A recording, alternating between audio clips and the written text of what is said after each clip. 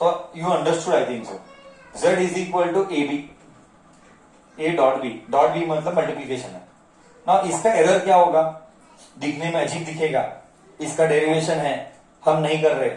Okay, delta z by z is equal to delta A by A, delta A by A, delta A by A plus delta B by B star mark. Highest question in competitive of errors will be this. Highest question of competitive for error will be this. ये star mark है, इसके ऊपर ही सारे competitive के problems error के करेंगे. अगर error का प्रॉब्लम आएगा तो या तो वो डिवीजन का आएगा, पावर का आएगा और मल्टीप्लीकेशन का आएगा. एडिशन और सब्ट्रैक्शन के, आई रिपीट, ये बहुत बार सीईटी में आया. अब मैं सीईटी के प्रॉब्लम्स भी लेना चालू करूंगा, फिर धीरे धीरे लेवल बढ़ाऊंगा, फिर धीरे धीरे लेवल बढ़ाऊंगा, फिर नीट तक लेके जाऊंगा, फिर जेई तक लेके जाऊंगा. ऐसा धीरे धीरे करके हम लेवल बढ़ाएंगे और देखेंगे कि कॉम्पिटिटिव में लेटेस्ट लेंगे, 2020 का पेपर लेंगे जेई का, नीट का 2020 का पेपर देखेंगे, जेई 2021 का पेपर देखेंगे, उसके क्वेश्चंस देखेंगे, उसको कैसा थॉट प्रोसेस देना है. बहुत ज्यादा फिजिक्स में क्या टफ रहता है, मेरा ये मानना है कि हालांकि जो बेस्ट मैं जान पाया हूं सब्जेक्ट को इतने सालों से और जो मैं इंटरप्रेट कर पाया हूं, ये है कि फिजिक्स के लिए ना logically thinking and remembering capacity of formula चाहिए. तो जब तक फॉर्मूला स्ट्राइक नहीं होगा तो होगा नहीं. सेकेंड, पढ़ने पर इमीडिएटली ब्रेन हिट करना है कि क्या पूछा है, कौन सा क्वांटिटी निकालना है, कैसे निकालना है, उसको करने के लिए दूसरा फॉर्मूला को क्या याद करना है, सॉल्व करना है, मार्क करना है. ये सारा चीजें हो जाना चाहिए 1 मिनट में. और टफनेस क्या है, टफ यही है कि तेरे पास 2000 इक्वेशन है, तो तेरे को एग्जैक्टली वो टाइम पे वही इक्वेशन याद आने का, सॉल्व करने का, मार्क करने का वो फास्ट होना चाहिए. That is what makes competitive tough.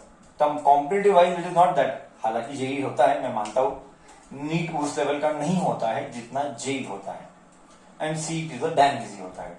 Okay, तो मेरा यही मानना है कि अगर सच में कोई बच्चा, मेरा एक ऑब्जर्वेशन है, बच्चा बोलता है कि मैं जेई करूंगा, करूंगी, जो भी है, एंड उस बच्चे का वो लेवल होता नहीं है, एंड वो जेई के नाम पे वो बहुत कुछ करता है बट उसका हो नहीं पाता है क्योंकि वो उस बच्चे का वो लेवल नहीं है.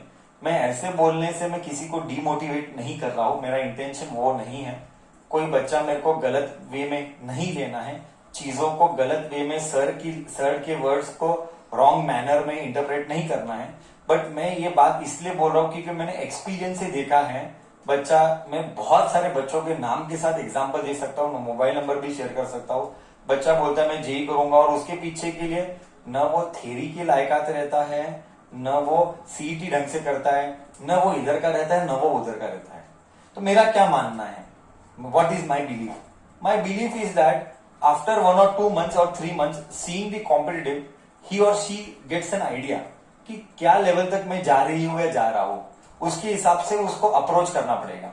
ओके, तो अगर सच में उसको लगता है कि बहुत ज्यादा लेवल हो रहा है और मेरे हाथ से, क्योंकि उसके लिए सिर्फ, और एक बात क्या है, सिर्फ ब्रेन की बात नहीं है. चलो तो ब्रेन भी काम भी कर लेगा, सिर्फ ब्रेन की बात नहीं है इधर.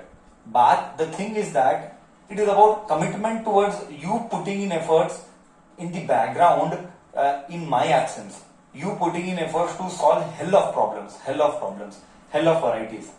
So that also is required when you are targeting JEE. So it is not a piece of cake, है ना. तो ऐसा है, तो ये पॉइंट बताना जरूरी था.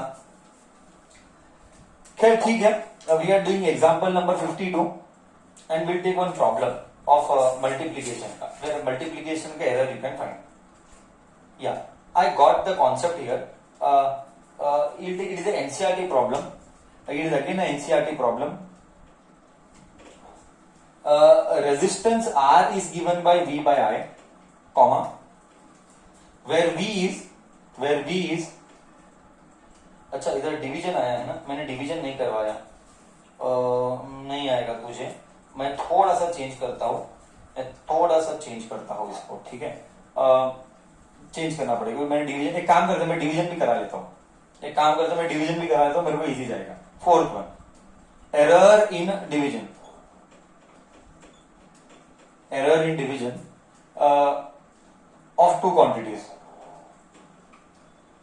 सी, जैसे कि as for addition and subtraction it was same, as for addition and subtraction was same is here. So I'll write z is equal to a by b, but while writing error I'll write like this only, delta z by z is delta a by a plus delta b by b. Okay, मतलब क्या, ये concept और ये concept same ही रहेगा। भले division है but तू करेगा एडिशन ही, एडिशन ही। भले मल्टीप्लीकेशन है बट तू करेगा एडिशन ही। ठीक है, इसका डेरिवेशन अवेलेबल है ना, ऐसा नहीं कि इसका डेरिवेशन नहीं है और सर फेंकता है, वैसा नहीं है। हालांकि हमको उसमें इंटरेस्ट नहीं लेना है, हमको क्या लॉजिक याद करना है। लॉजिक ये है कि मल्टीप्लीकेशन है तो हम ऐसा लिखेंगे, डिवीजन है तो भी हम एरर ऐसा ही लिखेंगे। इसको जानने के लिए, to understand the concept, I am purposely taking an example. By the way, I was in the number of 52 और 51। I was in number of 52 or 51? 52 now. 52 now. Okay. Now we can take one example. Okay. Error in resistance R is given by V by I, where this is an NCERT problem, मतलब textbook problem. NCERT means textbook problem, where V is 100 plus or minus 5, bracket डाल के volt डालना, bracket डालना compulsory. And I is, इधर ही लिखता हूं, I is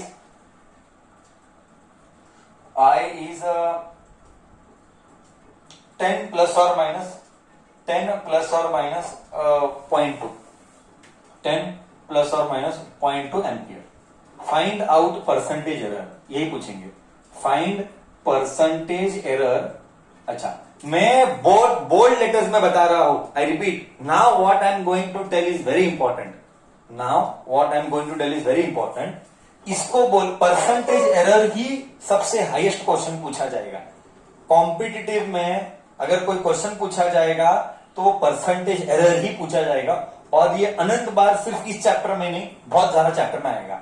I repeat, अगर कुछ एरर में इंपॉर्टेंट है, I am coming to the cream now, अगर कुछ एरर में इंपॉर्टेंट है, that is percentage error. What we are doing now is the most important concept of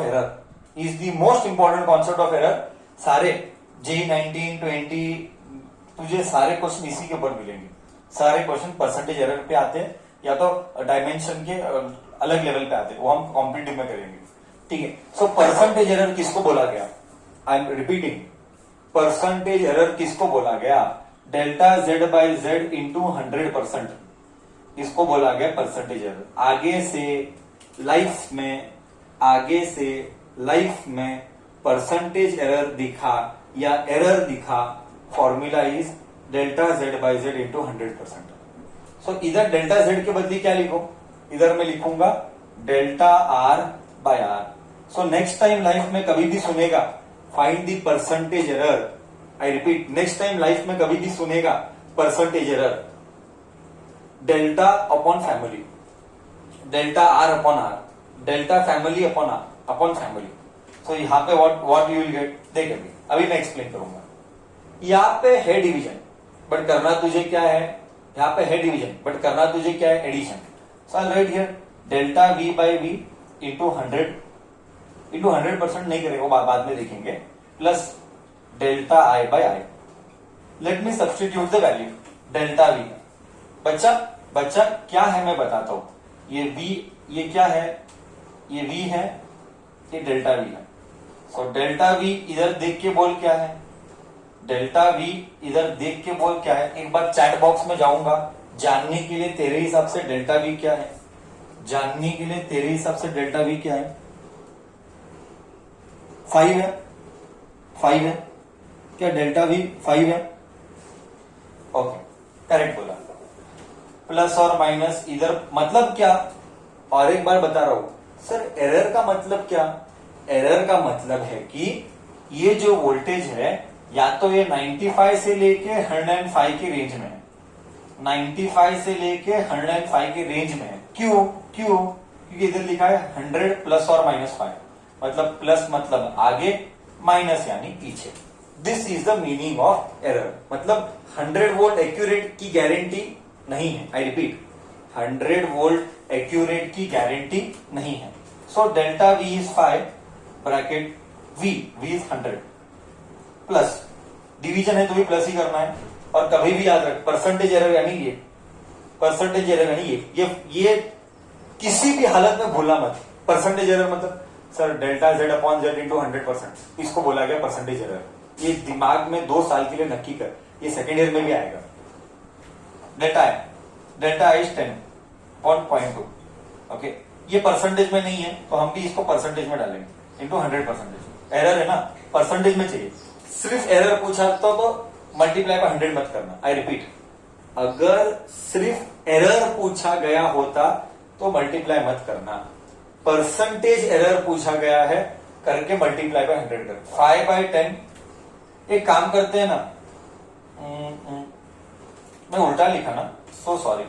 मेरे को इधर लिखना चाहिए था 0.2 और इधर लिखना चाहिए था मेरे को 10. ओके, जस्ट मल्टीप्लाई करना. एक काम करना, 100 इसको भी मल्टीप्लाई कर, 100 इसको भी मल्टीप्लाई कर.